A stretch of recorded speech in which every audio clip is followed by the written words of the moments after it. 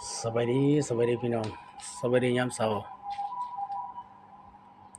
สบายดีบรรยากาศมื้อนี้ลุกมาแต่เช้าๆพี่น้องบรรยากาศสีครึมๆอีกจักหน่อยพี่น้องเนาะอ่าตื่นมาก็สิไปเฮ็ดเวียกต่อพี่น้องก็ล้างหน้าก่อนอาบน้ำก่อนเนาะพี่น้องบรรยากาศอยู่จุดเฮ็ดเวียก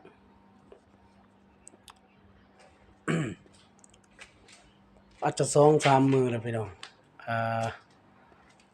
สีครึมๆอากาศจักร้อนจักร้อนจักหนาวพี่น้องนี่ก็ยังมืดพี่น้องเนาะทักทายสบายดีท่านผู้ชมผู้ติดตามรับชมคลิปทั้ง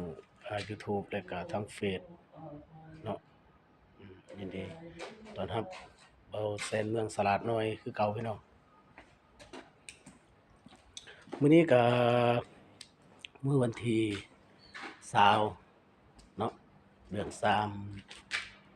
คศ2025แล้วพี่น้องบรรยากาศยามเช้า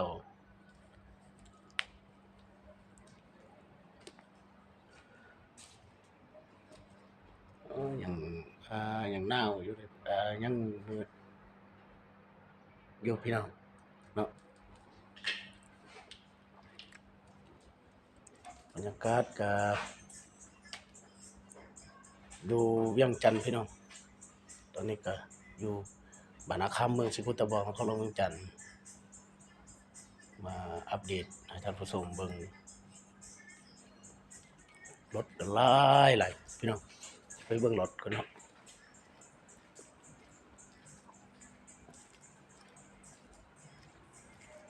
ข้างในก็ยังมืดอยู่พี่น้อง